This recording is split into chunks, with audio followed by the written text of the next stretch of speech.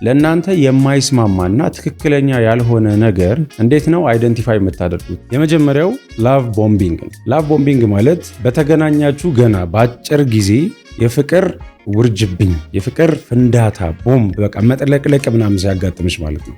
ውሸት የተቀላቀለበትና ማጋነን የተቀላቀለበት የፍቅር አሰጣጥ ማለት ነው። ሁለተኛው ከኤክሶቹ ጋር በጣም ደንበኛ የሆነ ጓደኝነት ያለው ወንድ ሬድ ፍላግ ነው። በመሰረቱ በጋራ ልጅ ከሌላችሁ በስተቀር ከሪሌሽንሺፕ የተለያያችሁ ሰዎች የሚያገናኛችሁ ጉዳይ መኖር አለበት ብዬ አላስብም። ሲናገርሽ፣ ሲሰድብሽ፣ ሲቆጣሽ፣ አግሬሲቭ ሲሆን ዝም እያልሽው የምትሄጂ ከሆነ የሆነ ቀን በጥፊ ምናምን ቸባ ሊያደርግሽ ይችላል። የሆነ ቀን ቦክስ ሊሰነዝር ይችላል። በቃ ጭንቅላትሽን መበጥበጥ፣ ሰላምሽን መንሳት ከዛ ነው የሚጀምረው። መግባባት ላይ ብዙ ጥሩ ካልሆነ ሬድ ፍላግ ነው። ግን ለፍቅረኛ መነገር ያለበትን ነገር፣ አብሯችሁ ላለው ሰው መንገር ያለበትን ነገር ሁሉ የማይነግር ሰው በጣም ድብቅ ሰዎች አሉ። ሲሞት ነው ምን ንብረት እንዳለው፣ ምን ቤት እንዳለው፣ ስንት መኪና እንዳለው የሚታወቀው አንዳንድ ሰው። 6 ወር ዴት አድርገሽው በትክክል የሚሰራውን ነገር ማታቂ ከሆነ ታትስ ሬድ ፍላግ። 8ኛ ቃላቸውን መጠበቅ የማይችሉ ሰዎች ወንዶች ሬድ ፍላግ ናቸው። ብዙ ጊዜ ለምንድን ነው ወንድ ልጅ ቃል የሚገባው? ከዛ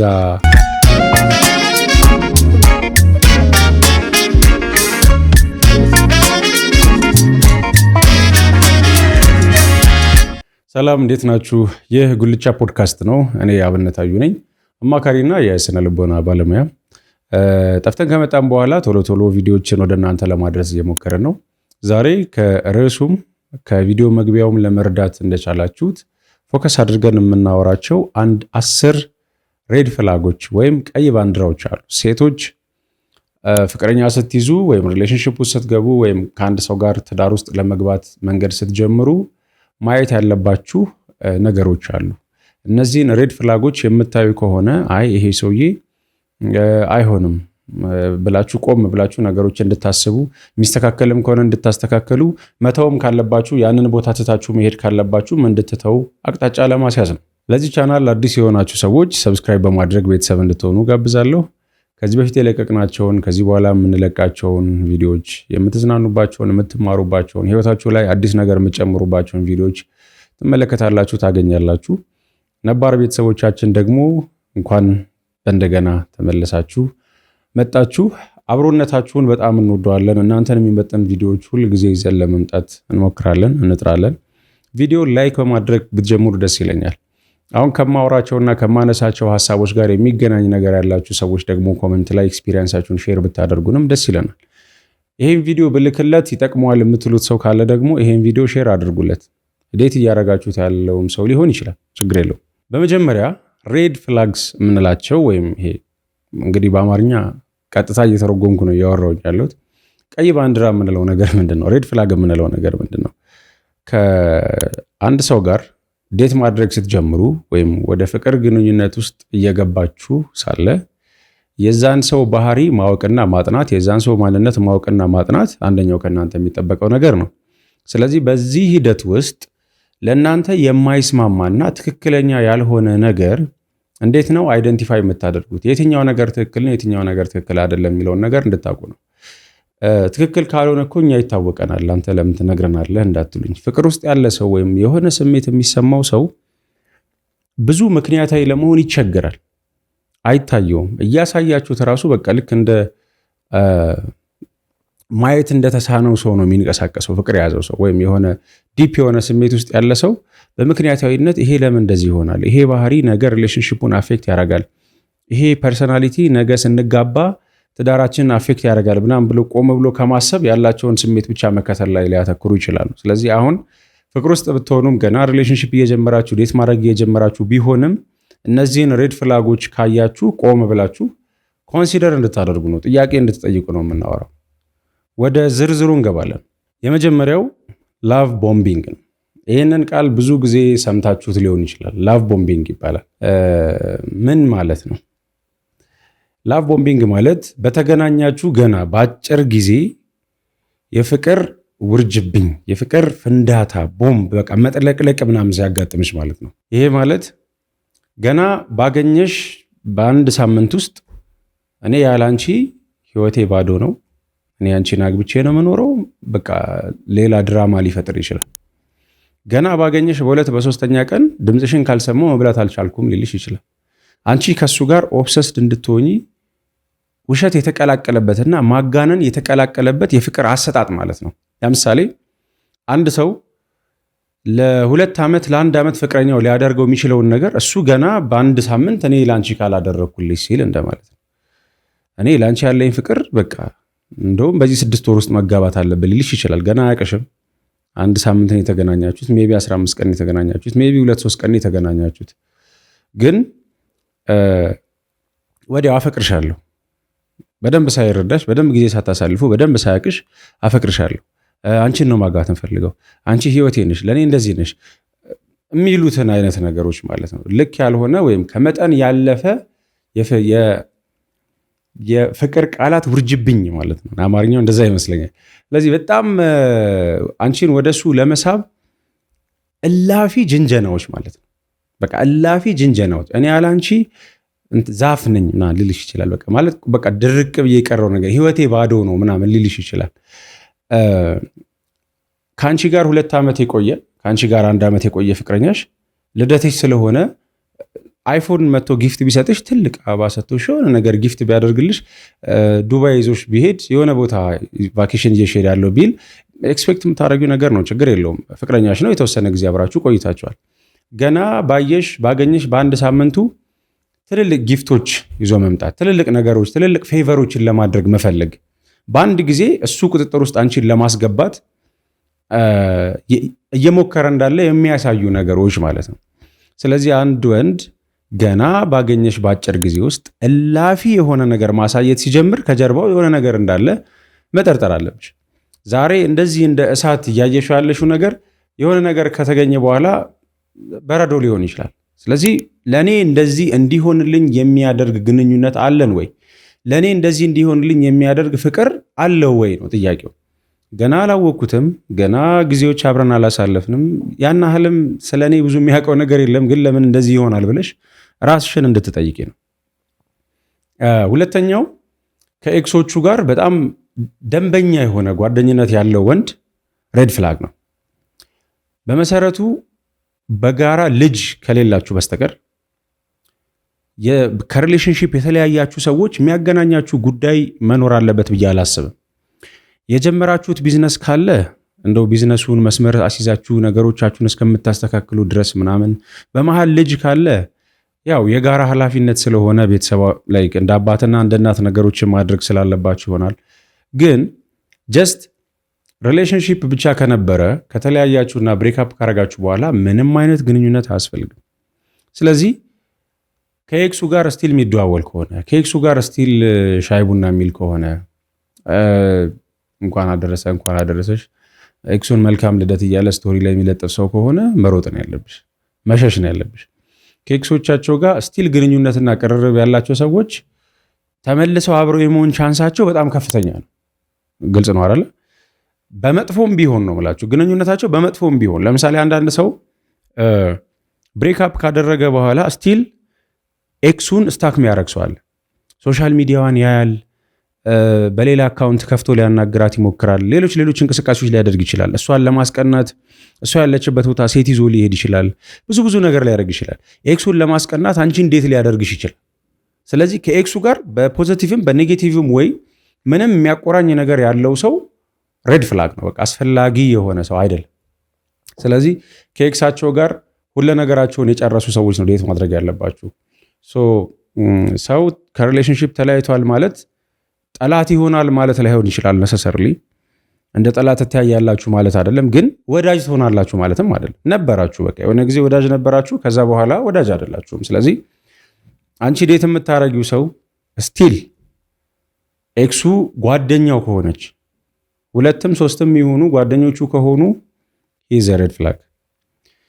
ሶስተኛው ኢሞሽናል ኤንድ ፊዚካል አቢዩዝ፣ በቃላት በስሜት ሰዎችን የሚጨቁኑ ሰዎች ነገሩ እያደገ ሄዶ ነው ፊዚካል አቢዩዝ ላይ የሚደርሱት። ለምሳሌ ሲናገርሽ፣ ሲሰድብሽ፣ ሲቆጣሽ፣ አግሬሲቭ ሲሆን ዝም እያልሽው የምትሄጂ ከሆነ የሆነ ቀን በጥፊ ምናምን ቸባ ሊያደርግሽ ይችላል። የሆነ ቀን ቦክስ ሊሰነዝር ይችላል። ስለዚህ መጀመሪያ የሚጀምረው ከኢሞሽናል ኤንድ ሳይኮሎጂካል አቢዩዝ ነው። በቃ ጭንቅላትሽን መበጥበጥ፣ ሰላምሽን መንሳት ከዛ ነው የሚጀምረው። ውስጥሽን የሚጎዳ ነገር መናገር፣ በቃ መሳደብ፣ ጠጥቶ ሊሆን ይችላል፣ ሊሆን ነገር ሊሆን ይችላል፣ በስራ ተናዶ መጥቶ አንቺን ሊሰድብሽ ይችላል። እነዚህ የቃላት ስንዘራዎች በኋላ ወደ ፊዚካል አቢዩዝ ይቀየራሉ። ስለዚህ ዛሬ ተሳስቶ በጥፊ የመታሽ ሰውዬ ነገ እጁን እንደማያነሳብሽ በምንም እርግጠኛ አትሆኝም። እጁን ካነሳ ሬድ ፍላግ ነው። ከተሳደበ ሬድ ፍላግ ነው። ኢሞሽናሊ አቢዩዝ የሚያደርግሽ ከሆነ ሬድ ፍላግ ነው። ለራስሽ የሚሰማሽ ስሜት ዝቅ ያለ እንዲሆን፣ ኮንፊደንስ እንዳይኖርሽ፣ የሆነ ቦታ እንኳን ይዘሽ ሄዶ በቃ ቀና እንድትይ የማያደርግሽ አይነት ሰው ከሆነ፣ በጓደኞቹ ፊት በሰዎች ፊት አንቺን በደንብ ትሪት አድርጎ ሪስፔክት አድርጎ በሰዎች ፊት የማያስከብርሽ ሰው ከሆነ ይህ ሬድ ፍላግ። ምክንያቱም አንቺ በሱ ነው የምትጠሪው አይደለ? የሆነ ቦታ ይዞሽ ቢሄድ የከሌ ፍቅረኛ ነው የምትባየው። ስለዚህ እዛ ጋር እሱ አንቺን ትሪት የሚያደርግበት መንገድ ሌሎች ሰዎች አንቺን ትሪት እንዴት እንደሚያደርጉ ወይ ማድረግ እንዳለባቸው ማሳያ ነገር ነው የሚሆነው። ስለዚህ በደንብ ለስሜትሽ የሚጠነቀቅ ሰው መሆን አለበት። ስሜትሽንም ይሄ ውስጥሽን ለሱ የምትሰጪውን ፍቅር ለሱ ያለሽን ስሜት ምናምን አቢዩዝ ማድረግ የለበትም። አንዳንድ ሰዎች የሚሰጣቸውን ፍቅር በስነ ስርዓት መቀበል እንኳን አይችሉም፣ አቢዩዝ ያደርጉታል። አንቺ ናፍቆሽ ነው የምትደውይው፣ አንስቶ ምን አባሽ ትጨቃጭቅኛለሽ ነው ሊል ይችላል። እና ያንቺ ውስጥ ያለውን ስሜትሽን ለሱ ያለሽን ፍቅር ራሱ አቢዩዝ ሊያደርገው ይችላል። ስለዚህ አቢዩዝ ፊዚካሊም ኢሞሽናሊም አቢዩዝ የሚያደርግ ሰው ኢዝ ሬድ ፍላግ። አራተኛ ላክ ኦፍ ኮሚኒኬሽን፣ መግባባት ላይ ብዙ ጥሩ ካልሆነ ሬድ ፍላግ ነው። ተግባቦት ለወንድም ለሴትም የሚጠቅም ነገር ነው። በፓርት 2 ወይም በሌላ ከዚህ በኋላ በሚሰራላችሁ ቪዲዮ የሴቶችን ደግሞ ሬድ ፍላግ ሰራለሁ እና ይሄ ሁለቱም ጋር እንደ ሬድ ፍላግ ሊታይ የሚችል ነገር ነው። በስነ ስርዓት ስሜትን ኮሚኒኬት ማድረግ አለመቻል ሬድ ፍላግ ነው ሪሌሽንሺፕ ውስጥ። ለምሳሌ ተጣልታችሁ አኩርፎ፣ ወንድ ብዙ ማክረፍ የለበትም ባይነኝ እኔ፣ ግን አኩርፎ ኮሚኒኬት ማድረግ እያለበት አንቺን ማናገር እያለበት ሳምንት 15 ቀን የሚዘጋሽ ከሆነ ስልኩን የማያነሳ ከሆነ ችግር አለ። ኮሚኒኬት ለማድረግ ተግባብቶ ችግርን ለመፍታት ብቁ አይደለም ማለት ነው። ስለዚህ ነገ አግብተሽው ስትኖሪ ጀርባውን ሰጥቶ የሚተኛው ሰውዬ ይሄ ሰውዬ ነው። በቃ አንቺ ከተኛሽ በኋላ እያመሸ 7 እና 8 ሰዓት እየገባ ከተኛሽ በኋላ መጥቶ ሳትነሺ ነቅቶ የሚሄደው ሰውዬ ይሄ ሰውዬ ነው። ሳምንት 15 ቀን ስልክ እየዘጋ ኢግኖር እያደረገሽ ምናምን፣ ከዛ ተጋባላችሁ። ከዛ ስትጣሉ ስልኩን እንዳይዘጋ ማታ ይመጣል። ስለዚህ ጀርባውን ሰጥቶ መተኛት ይጀምራል። በቤት ውስጥ ሆናችሁ ትኮራረፋላችሁ። ጥሩ ያልሆነ ኢንቫይሮንመንት ይፈጠራል ማለት ነው። በትክክል ኮሚኒኬት ማድረግ የሚችል ሰው መሆን አለበት። ችግር ሲፈጠር ግንኙነታችሁ ላይ ይሄ የተፈጠረው ለምንድን ነው? መፍትሄው እንደዚህ መሆን አለበት። ተነጋግረን እስቲ ቁጭ ብለን እናውራ፣ መፍትሄ እናምጣለት፣ ይሄን ነገር እናስተካክል ማለት መቻል አለበት። ወንድ የሪሌሽንሺፑ ሊደር ነው። ስለዚህ ሴት ልጅ ኢሞሽናል ብትሆን እንኳን ብታኮርፍ እንኳን ብታጠፋ እንኳን ቁጭ ብሎ ነገሩን ለመፍታት መድረኩን ማዘጋጀት ያለበት ወንድ ነው። መነጋገር አለብን። መቆጣትም ካለበት ትክክለኛ በሆነ መንገድ ይሄን አጥፍተሻል፣ እኔም ይሄን አጥፍቻለሁ፣ ስለዚህ ይቅርታ ተባብለን እንደዚህ አድርገን ነገሮችን ጥሩ እናድርግ የሚለው ነገር ከወንድ መምጣት አለበት ብዬ ነው የማምነው። ስለዚህ ኮሚኒኬሽን ላይ ጥሩ ያልሆነ ወንድ ሬድ ፍላግ ነው ማለት እንችላለን። 5ኛ እኔ ሁል ጊዜ ልክ ነኝ የሚል አይነት ወንድ። እስካሁን ያወራኋቸው እናንተ በላይፋችሁ እየገጠማችሁ ያለው ነገር ካለ ሪሰንትሊ መልሳችሁ ሪሌሽንሺፓችሁ እንድትገመግሙ ጠይቃችኋለሁ። በመሃል ከዚህ በፊት ኤክስፒሪየንስ ያደረጋችሁት ነገር ደሞም ከሆነ ኮመንት ላይ ለሌሎች ሀሳባችሁን ሼር ብታደርጉ በጣም ደስ ይለኛል። 5ኛ ላይ ያስቀመጥኩት ምንድነው፣ ሁሌ ትክክል ነኝ የሚል አይነት ሰው አለ። እኔ ልክ ነኝ። የሆነ ነገር ታወራላችሁ፣ ትነጋገራላችሁ፣ የእሱ ሀሳብ ነው ልክ። በሆነ ጉዳይ ላይ ውሳኔ የሚፈልግ ነገር ይመጣል፣ የእሱ ውሳኔ ብቻ ነው ልክ። ያንቺን ሀሳብ አይፈልግም፣ ያንቺን ኢንቮልቭመንት አይፈልግም። እኔ ልክ ነኝ፣ ይህን ሀሳብ ባዋጣ ብትይ ምንም ያዳመጥሽ ነገር የለም። ቅድም ብያለሁ፣ ወንዶች ሊድ ቢያደርጉ ጥሩ ነው። የተሻለ አቅጣጫ ማሳየት ቢችሉ ጥሩ ነው ሪሌሽንሺፕ ላይ።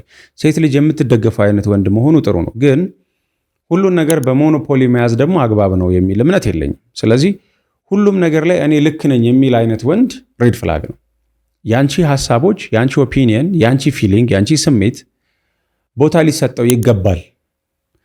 ለዚህ እኔ እንዲህ ይመስለኛል ስትይ ልክ ብትሆኝም ባትሆኝም መደመጥ አለብሽ። ሐሳብሽ፣ ያንቺም ውሳኔ፣ ያንቺም ምክንያታዊነት ኢቫሉዌት መደረግ አለበት። ስለዚህ እኔ ሐሳቤ ይሄ ነው ስትይ ኦኬ፣ እስኪ እኔ ደግሞ ሐሳብ ይሄ ነው፣ እስቲ እንነጋገርና የተሻለውን ደግሞ ሐሳብ እንምረጥ የሚል ነገር ጋር መምጣት አለባችሁ እንጂ ሁልጊዜ እኔ ነኝ ልክ፣ አንቺ ከኔ የተሻለ መወሰን አትችይም፣ አንቺ ከኔ የተሻለ ማሰብ አትችይም የሚል ከሆነ ሮንግ ነው።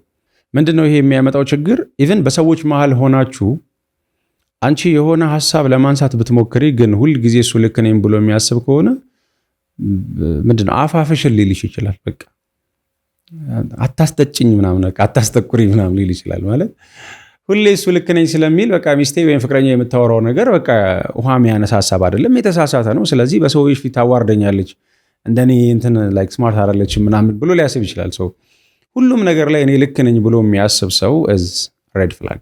ስድስተኛ ኢንኮንሲስተንት። ኮንሲስተንሲ ከሌለ ሪሌሽንሺፕ ላይ ወይም ዴቲንግ ላይ ያ ሰው ትክክለኛ ወይም ጄኒውን የሆነ ነገር ነው እየሰጣችሁ ያለው ማለት አይቻልም። ለምሳሌ በተዋወቃችሁ ሰሞን ማታ ማታ ሁልጊዜ ይደውልልሽ ከነበረ፣ ጧት ጧት እንዴት አደርሽልኝ የኔ ፀሐይ፣ ማታ ማታ ደህና ደሪልኝ የኔ ጨረቃ ይልሽ ከነበረ ከዛ ከተወሰነ ሳምንት በኋላ ኢግኖር የሚያደርግሽ ከሆነ ኮንሲስተንት አይደለም ማለት ነው። ያን ነገር ሲያደርግ የነበረበት የሆነ ምክንያት አለው ማለት ነው። ስለዚህ አንድ ሰው ሪሌሽንሺፕ ውስጥ ትክክለኛ የሆነ ስሜት ካለው የሚሰማውን ነገር ነው የሚያንጸባርቀው። በሰላም መዋልሽ የሚያሳስበው ከሆነ እንዴት ዋልሽልኝ ይላል። በሰላም እንድትውይ የሚፈልግ ከሆነ ደህና ዋይልኝ ሊልሽ ይችላል። የአንቺን ደህንነት ማወቅ የሚያሳስበው ከሆነ ይደውልልሻል ማለት ነው። ስለዚህ የመጀመሪያ ሰሞን የሚያደርጋቸውን ነገሮች ከዛ በኋላ ማድረግ ካቆመ፣ ኢንኮንሲስተንት ከሆነ ሬድ ፍላግ ነው። የመጀመሪያ ሰሞን ስትገናኙ በሳምንት 1 ቀን 2 ቀን ራት ይዞሽ ይወጣል። ከዛ እየተላመዳችሁ ስትመጡ በወር አንዴ እንኳን ይህን ነገር ማድረግ ካልቻለ ችግር አለ። የምረዳው ነገር አለ። ሁሉም ነገር አዲስ ሲሆን በጣም ደስ ይላል እና በጣም የበዛ ይሆናል። ለምሳሌ አዲስ ፍቅረኛሞች ከሆናችሁ በየቀኑ ልትገናኙ ትችላላችሁ። እየተለማመዳችሁ ስትመጡ ሊቀንስ ይችላል። እያወራው ያለሁት ይህንን አይደለም። ኮምፕሊትሊ ሰዎች የሆነ ልምምዳቸውን ኢግኖር የሚያደርጉ ሰዎች አሉ። በኖርማል አዘቦት ቀን አበባ ይዞልሽ የሚመጣ ልጅ ልደትሽ ሆኖ አበባ ጭራሽ ትዝ ላይለው ከቻለ ችግር አለ ማለት ነው። ስለዚህ ወንዶች የምታደርጉት ነገር ኮንሲስተንት መሆን አለበት፣ ድግግሞሽ ያለው መሆን አለበት። ስልክ ማውራት የማትወድ ከሆነ ተናገር። እስክታገኛት ድረስ በቀን 10 እየደወልክ ልክ ስታገኛት በ10 ቀን አንዴ መደወል አትችልም። ስለዚህ ኮንሲስተንሲ ያስፈልጋል። ሴቶች ይሄንን ቪዲዮ የምትመለከቱ መጀመሪያ ስታገኙት የመጀመሪያ ሰሞን የነበረውና ከዛ በኋላ የሚመጣውን ነገር ወይም እየተለመዳችሁ ስትመጡ የሚያደርገውን ነገር እንትን ለማድረግ ሞክሩ፣ ለመገምገም ሞክሩ። ስለዚህ ኮንሲስተንት ካልሆነ እየቆየ ይቀራል ማለት ነው። 7ኛ በጣም ሚስጥረኛ የሆኑ ሰዎች አሉ። ማለት ሚስጥረኛ ስላችሁ ጥሩ ነው ሚስጥር የሚጠብቅ ሰው፣ ግን ለፍቅረኛ መነገር ያለበትን ነገር አብሯችሁ ላለው ሰው መንገር ያለበትን ነገር ሁሉ የማይነግር ሰው። በጣም ድብቅ ሰዎች አሉ። ምንድነው ይባላል? እንደዚህ መሽቁቅ ምናምን የሚባሉ ሰዎች አሉ። በቃ በጣም ድብቅ የሆኑ ሰዎች። በአንዳንድ አጋጣሚ ሰምታችሁ ሊሆን ይችላል። ትዳር ያለው ልጆች ያሉት ትልቅ ሰውዬ የሆነ ጊዜ ድንገት ይሞታል። ሲሞት ነው ምን ንብረት እንዳለው፣ ምን ቤት እንዳለው፣ ስንት መኪና እንዳለው የሚታወቀው። አንዳንድ ሰው ድብቅ ከመሆኑ የተነሳ ለሚስቱ ራሱ አይነግራትም። እሷ የምታውቀው አለ፣ እሷ የማታውቀው ደግሞ ንብረቶች አሉት። ሲሞት እሷ የማታውቀው ንብረትም ምናልባት እሷ የማታውቀው ሌላ ሚስትም ሌላ ልጅም ሊመጣም ይችላል። በቃ ንብረቱ ጋር ሲደረስ ማለት ነው። ስለዚህ ሪሌሽንሺፕ ውስጥ ወይም ትዳር ውስጥ ስትሆኑ ሰዎች አብራችሁ ላለው ሰው ግልጽ መሆን ያለባችሁ የሆነ ሌቭል አለ። ቱማች ሚስጥረኛ መሆን፣ አብሯችሁ ያለው ሰው ማወቅ ያለበትን ነገር ሁሉ መደበቅ ሬድ ፍላግ ነው ብዬ ነው ማምነው እኔ። ስለዚህ 6 ወር ዴት አድርገሽው በትክክል የሚሰራውን ነገር ማታቂ ከሆነ ዳትስ ሬድ ፍላግ። ምን በቃ ቢዝነስ ነው የሚሰራው መሰለኝ ይላሉ። 6 ወር ዴት አድርገው የሆነ ያህል ምናምን ዴት አድርገው ምንድን ነው የሚሰራው ስትባል አታውቀው። አይ ቲንክ ነጋዴ ነገር ነው ምናምን በቃ ቲቪውን የሚያዘዋውረው እጽውን የሚያዘዋውረው መታቂው ነገር የለም። ስለዚህ ምን እንደሚሰራ እንኳን ማወቅ አለብሽ። ግልጽ መደረግ ያለባቸውን አንዳንድ ነገሮች መንገር አለበት ብዬ ነው የማስበው። ምክንያቱም ስፔሻሊ አንዳንድ ያልታወቁ ጉዳዮች መዘዛቸው ለሰውየው ለባለቤቱ ብቻ ሳይሆን በዙሪያው ላለውም ሰው ጭምር ነው የሚሆነው። ስለዚህ እሱ በስራው ምክንያት የሆነ ነገር ቢሆን አንቺንም አፌክት ሊያደርግሽ የሚችል ነገር ነው አይደለም? በጣም እላፊ ሚስጥረኛ የሆኑ ሰዎች ለሪሌሽንሺፕ በጣም አስቸጋሪ ሰዎች ናቸው። 8ኛ ቃላቸውን መጠበቅ የማይችሉ ሰዎች ወንዶች ሬድ ፍላግ ናቸው።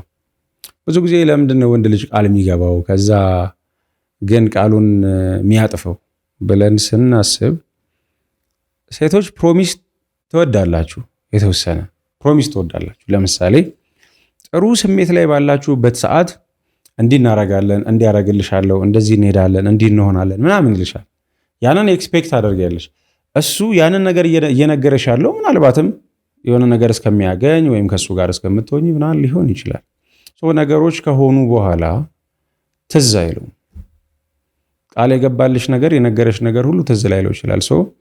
ቃል የገባልሽን ነገር አደርገዋለሁ ያለውን ነገር አለማድረጉን እንደቀላል እንዳታዩ። ለምሳሌ የዚህኛው ሳምንት መጨረሻ እሁድ ቀን እንገናኛለን ብሎ በሳምንቱ መጀመሪያ ቢነግርሽ ከዛ ልክ ቅዳሜ ማታ ጠብቆ አይ ነገ ከጓደኞቼ ጋር ወይም እንደዚህ የሆነ ስራ ምናምን ገጥሞኛል አንገናኝም፣ ይሄ ቃልን ማጠፍ ነው አይደል? ስለዚህ በተደጋጋሚ እየቀጠረሽ የሚሰርዝ ከሆነ በተደጋጋሚ የሆኑ ፕላኖች እያወጣ የሚሰርዝ ከሆነ ሰው ላይመቸው ይችላል። አይ አንደርስታንድ። ግን በተደጋጋሚ ከሆነ there is a problem ማለት ነው። ሁልጊዜ ቀጠሮ ታወጣላችሁ፣ ይሰርዘዋል። የሆነ ፕላን ታወጣላችሁ፣ ይሰርዘዋል። ይሄን አደርግልሻለሁ ይልሻል፣ አያደርግም። በዚህ ጊዜ ይሄንን እንገዛልሻለሁ ይላል፣ አይገዛም። ግዴታ መግዛት አለበት እስካለ ድረስ ግዴታው ነው። ሰው ቃል እስከገባ ድረስ ቃሉን መጠበቅ አለበት። ቃል አንዴ ካልተከበረ ወይም 1 2 3 ጊዜ ቃል ከታጠፈ ከዛ በኋላ ታማኝነትን ማግኘት ራሱ በጣም አስቸጋሪ ነው። ሁለተኛ ይሄንን ነገር አላደርግም ብሎ በአንቺ ፊት ቃል ገብቶ ከዛ ግን ያንን ነገር ሲያደርገው የምታገኙ ከሆነ ኢነፍ በሆነ መልኩ ሪስፔክት አያደርግሽም ማለት ነው፣ ወይም አይወድሽም ማለት ነው። እኔ ከአንቺ ጋር መሆን ነው የምፈልገው፣ መወደው አንቺን ነው፣ የምፈልገው አንቺን ነው። ከአንቺ ጋር እስከሆንኩ ድረስ እነዚህን ነገሮች ትቻለሁ፣ ይሄን አላደርግም፣ ይሄን ተዋለሁ፣ ይሄን አደርጋለሁ ካለ የገባቸውን ፕሮሚሶች በሙሉ መጠበቅ መቻል አለበት። ስለዚህ ፕሮሚሱን የማይጠብቅ ወንድ ከሆነ ዳትስ ሬድ ፍላግ። 9ኛ በጣም ቀናተኛ ከሆነ። ቅናት በተወሰነ መልኩ ጥሩ ነው የሚል እምነት አለኝ። ሰው በሚወደው ሰው ላይቀና አይችልም። የሆነች ሌቭል አለች፣ የሆነች ሌቭል ኦፍ ጀለሲ አለች። ምንም ላይመስለው ከቻለ ከባድ ነው። ለምሳሌ ፍቅረኛውን የሆነ ሰው አጉል በሆነ ወይ ሰላምታ ሲሰጥ ቢያይ፣ አጉል በሆነ አስተያየት የሆነ አይነት ፊዚካል ተች ቢያይ እና የሆነ የቅናት አይነት ስሜት ካልተሰማው ጥሩ ነው ብዬ አላስብም። የሆነ ስሜት ያስፈልጋል። ግን ቅናት እላፊ ሲሆን የሰውን ፕራይቬሲና ባውንደሪ በጣም ሲያስጨንቅ፣ በጣም ሲጥስ ጥሩ አይደለም። የት ገባሽ፣ የት ወጣሽ፣ እንደዚህ አድርጊ፣ እንደዛ አድርጊ ማለት ቁጥጥር እንትን አለው፣ ልክ አለው። ሲበዛ ደግሞ ሰውን ያስጨንቃል። ስለዚህ አብሮሽ ያለው ሰው አንቺን በጣም የሚቆጣጠር ከሆነ፣ በጣም የሚቀና ከሆነ የመጀመሪያው ነገር አንቺን ውሸታም ነው የሚያደርግሽ። ውሸታም የሚያደርግሽ ለምንድን ነው? እውነት ብትነግሪውም አትታመኝም፣ ውሸት ብትነግሪውም አትታመኝም። እሱ የሚያምነው የራሱን ማስረጃ ብቻ ነው። ለምሳሌ ከጓደኞቼ ጋር እየተዝናናው ነው ስትይ እስኪ ቪዲዮ ኮል አድርጊው ይላል። በቃ ስታሳዩ ብቻ ነው የሚያምነው። ቤት ነኝ ብትይ፣ ሆስፒታል ነኝ ብትይ ምንም ለውጥ የለውም። ስለዚህ እሱ በጣም ቅናት ውስጥ ስላለ ማመን የሚፈልገው በማስረጃና በማስረጃ ብቻ ነው። ኦቨር ቅናተኛ የሆነ ሰው ከሆነ ኢግኖር ማድረግ አለብሽ። ገና ከመጀመሪያ ምልክቶችን እያየሽ ከመጣሽ ማለት ነው። በቅናት ምክንያት ሰዎች አካል የሚያጎል ሰው አለ፣ ህይወት የሚያጠፋ ሰው አለ። ቀንቶ ሚስቱን ገደለ ሲባል ሰምታችሁ ታውቃላችሁ። ቀንታ ባሏን ገደለች ሲባል ሰምታችሁ ታውቃላችሁ። ስለዚህ ቅናት እላፊ ከሆነ ሰው ህይወቱንም ሊያሳጣ ስለሚችል የሆነ ከባድ የሆነ ቅናት ያለበት አይነት ሰው እንደሆነ ከተረዳሽ ዳትስ ሬድ ፍላግ።